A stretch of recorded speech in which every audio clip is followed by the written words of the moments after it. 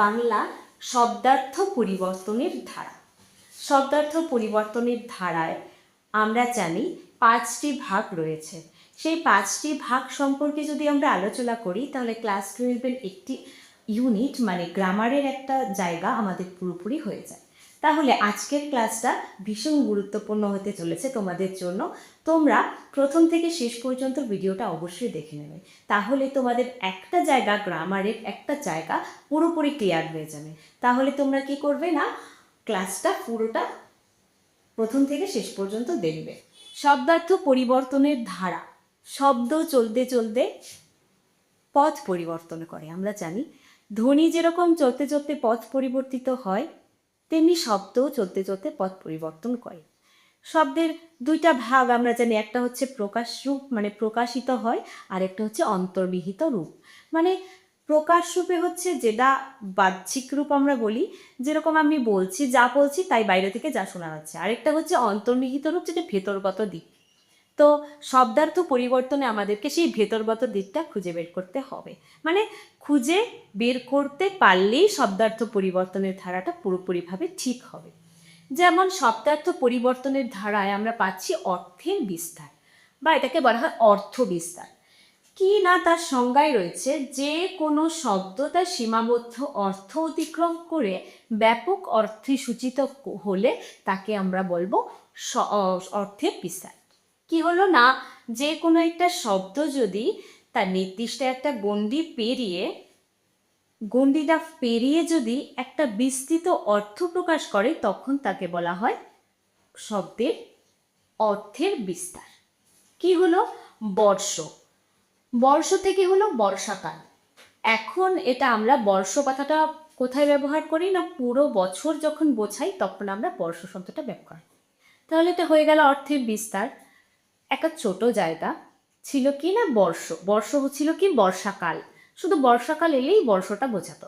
এখন সেটা কি হয়ে গেছে না, এখন সেটা হয়ে গেছে পুরো বছরটাকে আমরা বলি নববর্ষ, 1423 বর্ষ, 1424 বর্ষ, এরকম বাংলায় যখন আমরা বছর কথাটা ব্যবহার করি সেটা বর্ষতে রূপান্তরিত হয়েছে। এটা হচ্ছে অর্থ বিস্তার। এবার দ্বিতীয় নম্বর কি না, অর্থের সংকোচ। অর্থের সংকোচটা কি, আমরা যখন অর্থ বা কোনো কিছুকে সংকুচিত করি, মানে বড় একটা জায়গা থেকে যেটা ছোট জায়গায় চলে আসা, সেটাকে আমরা সংকোচন বলি। ঠিক আছে, তো এবার অর্থের সংকোচ কাকে বলে, একাধিক বস্তু ব্যাপকভাবে ভাবের দোদনা থেকে যদি সরে এসে একটিমাত্র বস্তু বা সংকীর্ণ ভাবের দোদনা দেয়, অর্থাৎ সংকীর্ণ হয়ে যাওয়া। একটা হচ্ছে প্রসারিত হওয়া আর একটা হচ্ছে সংকীর্ণ হওয়া। প্রসারিত হওয়া কোনটা না, বিস্তার যেটা, সেটা হচ্ছে প্রসার লাভ করে। আর সংকোচ মানে সংকুচিত হয়ে যায়, মানে ছোট হয়ে যায়। এটাকে আমরা বলবো অর্থের সংকোচ। কীরকম, অন্ন শব্দটা আমরা দেখেছি, সেটা ছিল আগে যে কোনো খাদ্যকেই বলা হতো অন্ন। এখন শুধু ভাত বলতেই আমরা অন্নটা বুঝি, তাহলে এটা কমে গেল, মানে যে প্রসারণটা ঘটে সেটা সংকুচিত হয়ে এলো। যেমন অন্নটা ছিল যে কোনো খাদ্য মানেই অন্ন ছিল, এখন সেটা হয়ে গেছে অন্ন মানেই হচ্ছে ভাত, তাহলে কমে এলো। তাহলে এটা হচ্ছে আমাদের অর্থের সংকোচ। তারপর অর্থের সংশ্লেষ। সংশ্লেষ কথার মধ্যে দিয়েই বোঝা যাচ্ছে যে একটা অর্থ যেটা খুব মানে খুব সহজভাবে বোঝানো হতো, সেটা এখন একটু জটিল হয়ে যাবে। সংশ্লেষ, কোনো শব্দের অর্থ পরিবর্তন হতে নতুন অর্থের মূল অর্থের সঙ্গে সম্পর্কহীন হয়ে পড়ে। মানে তোমার যখন একটা শব্দ সেটা মূল শব্দটা থেকে সরে এসে নতুন একটা অর্থ তৈরি করছে, সেটাকে আমরা বলবো সংশ্লেষ। কীরকম, যেমন পাত্র অর্থাৎ পান করার আধার। তাহলে পান করার আধার থেকে সেটা সরে এসে কি হয়ে গেছে না, যে যুবক বিবাহ করবে, মানে বিবাহ যোগ্য যুবককে বলা হচ্ছে পাত্র। এই যে পরিবর্তনটা, সেটাকে আমরা বলবো অর্থের সংশ্লেষ। তারপর হচ্ছে অর্থের উন্নতি। অর্থের উন্নতি শব্দটি দিয়েই আমরা বুঝতে পারছি যে উন্নত হওয়া। উন্নতি শব্দটা দিয়ে আমরা বুঝতে পারছি যে উন্নত হওয়া।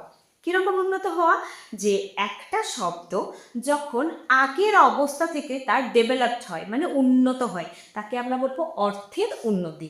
যেমন শব্দের অর্থ পরিবর্তনের ফলে কোনো শব্দ যদি তার পূর্বের অর্থের তুলনায় সম্মানিত অর্থ পায়, মনে রাখতে হবে সম্মানিত অর্থ পাবে।